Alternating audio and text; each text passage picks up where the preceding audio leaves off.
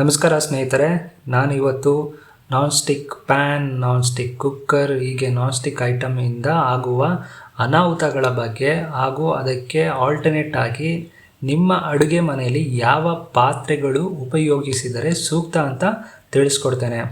ಅದಕ್ಕೂ ಮುಂಚೆ ನೀವಿನ್ನೂ ನನ್ನ ಚಾನಲ್ ಸಬ್ಸ್ಕ್ರೈಬ್ ಮಾಡಿಲ್ಲ ಅಂದರೆ ದಯವಿಟ್ಟು ಸಬ್ಸ್ಕ್ರೈಬ್ ಮಾಡಿ ಹಾಗೂ ಈ ವಿಡಿಯೋಗೆ ಒಂದು ಲೈಕ್ ಕೊಡಿ.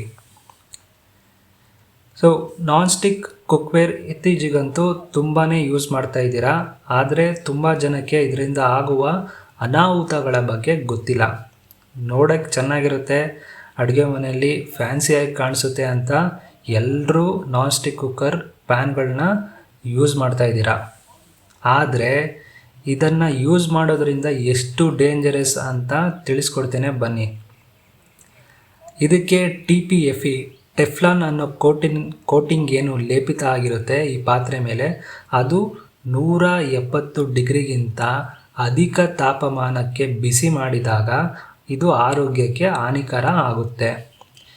ಕೆಮಿಕಲ್ ರಿಯಾಕ್ಷನ್ ಏನಾಗುತ್ತೆ, ಇದು ನಮ್ಮ ಆಹಾರ ಜೊತೆ ಬೆರೆತು ಅದನ್ನು ನಾವು ಸೇವನೆ ಮಾಡಿದಾಗ ಕ್ಯಾನ್ಸರ್, ಬಂಜೆತನ, ಬರ್ತ್ ಡಿಫೆಕ್ಟ್ಸ್ ಹೀಗೆ ಅನೇಕ ಕಾಯಿಲೆಗಳು ಬರುತ್ತದೆ.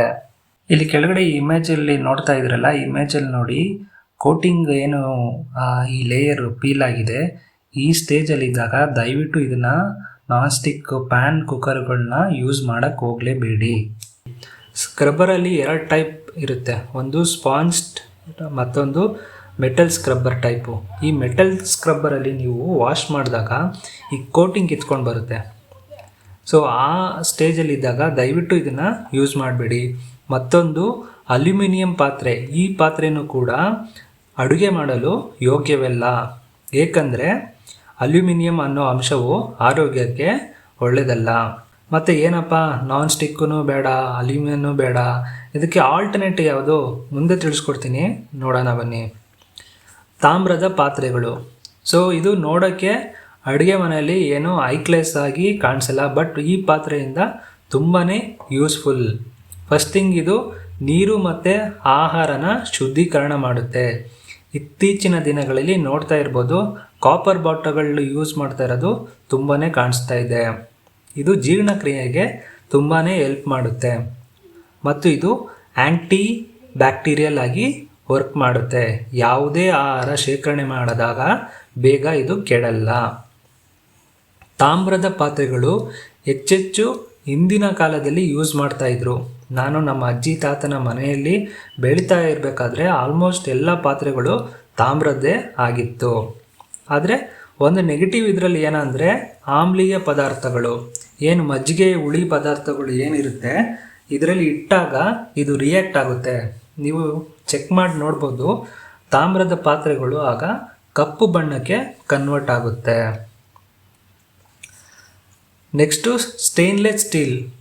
ಸೊ ಈ ಪಾತ್ರೆಗಳು ಕೂಡ ನೀವು ಉಪಯೋಗಿಸ್ಬೋದು. ಅಡುಗೆ ಮಾಡೋಕ್ಕೆ ಇದು ಸೂಕ್ತ ಅಂತಲೇ ಹೇಳ್ಬೋದು.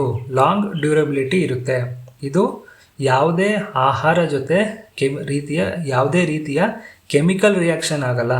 ತಾಮ್ರಕ್ಕೆ ಕಂಪೇರ್ ಮಾಡಿದ್ರೆ ಇದರಲ್ಲಿ ನೀವು ಹುಳಿ ಪದಾರ್ಥಗಳನ್ನು ಶೇಖರಣೆ ಮಾಡಿ ಇಡಬಹುದು. ಮತ್ತು ಇದು ತಾಮ್ರದ ಪಾತ್ರೆ ಸ್ವಲ್ಪ ಫ್ಯಾಷನಬಲ್ ಆಗೋ ಕಾಣಿಸುತ್ತೆ. ಇನ್ನೊಂದು ಪಾತ್ರೆ ಯಾವುದು ಅಂದರೆ ಕ್ಯಾಸ್ಟ್ ಐರನ್. ಕ್ಯಾಸ್ಟ್ ಐರನ್ ಇದು ಅತ್ಯುತ್ತಮ ಶಾಖಾಧಾರಣ, ಅಂದರೆ ಬಿಸಿ ಮಾಡಿದ್ದು ತುಂಬ ಹೊತ್ತು ಹೀಟ್ ರಿಟೆನ್ಷನ್ ಆಗಿ ಇರುತ್ತೆ ಮತ್ತು ಇದು ಲಾಂಗ್ ಡ್ಯೂರಬಿಲಿಟಿ ಇರೋದ್ರಿಂದ ಎಣ್ಣೆಯಲ್ಲಿ ಫ್ರೈ ಮಾಡೋದಕ್ಕೆ ಇದನ್ನು ಹೆಚ್ಚು ಉಪಯೋಗಿಸ್ಬೋದು. ಮಡಿಕೆಗಳು ಇದು ತುಂಬಾ ಪರಿಸರ ಸ್ನೇಹಿ. ಇದು ನೈಸರ್ಗಿಕ ಸುವಾಸನೆ. ಇದರಲ್ಲಿ ನೀರು ಶೇಖರಣೆ ಮಾಡಿಟ್ಟು ಒಂದು ದಿನ ಇಲ್ಲಾಂದರೆ 3 to 4 ಅವರ್ಸು ಮುಂಚೆ ಇಟ್ಟು ನೀರು ಕುಡೀರಿ. ಎಷ್ಟು ಸುವಾಸನೆ, ಎಷ್ಟು ಫ್ಲೇವರ್ ಆಗಿರುತ್ತೆ ನೋಡಿ. ಅದೇ ನೀವು ಇದನ್ನು ಡೈರೆಕ್ಟಾಗಿ ಅಡುಗೆ ಮಾಡೋಕ್ಕೆ ಯೂಸ್ ಮಾಡೋಕ್ಕೆ ಸ್ವಲ್ಪ ಕಷ್ಟ. ಆದರೆ ಅಡುಗೆ ಮಾಡಿರೋದನ್ನು ಇದರಲ್ಲಿ ಶೇಖರಣೆ ಮಾಡೋದಕ್ಕೆ ಯೂಸ್ ಮಾಡ್ಬೋದು. ಆಹಾರ ಪದಾರ್ಥಗಳು ಬೇಗ ಕೆಡಕ್ಕೆ ಹೋಗಲ್ಲ. ಸೊ ಧನ್ಯವಾದಗಳು ಸ್ನೇಹಿತರೆ. ಇದು ಆದಷ್ಟು ನಾನು ಆಲ್ಟರ್ನೇಟ್ ಆಗಿ ಯಾವ್ಯಾವ ಪಾತ್ರೆಗಳನ್ನ ನೀವು ಉಪಯೋಗಿಸ್ಬೋದು ಅಂತ ನಾನು ತಿಳಿಸ್ಕೊಟ್ಟಿದ್ದೇನೆ. ದಯವಿಟ್ಟು ನಾನ್ ಸ್ಟಿಕ್ನ ಅವಾಯ್ಡ್ ಮಾಡಿ ನಿಮ್ಮ ಆರೋಗ್ಯನ ನೀವು ಕಾಪಾಡಿಕೊಳ್ಳಿ. ಸೊ ನಾನು ತಿಳಿಸ್ಕೊಟ್ಟಿರೋ ವಿಷಯ ನಿಮಗೆ ಉಪಯುಕ್ತ ಆದರೆ ಈ ವಿಡಿಯೋಗೆ ಲೈಕ್ ಕೊಡಿ ಹಾಗೂ ನನ್ನ ಚಾನಲ್ನ ಸಬ್ಸ್ಕ್ರೈಬ್ ಮಾಡಿ.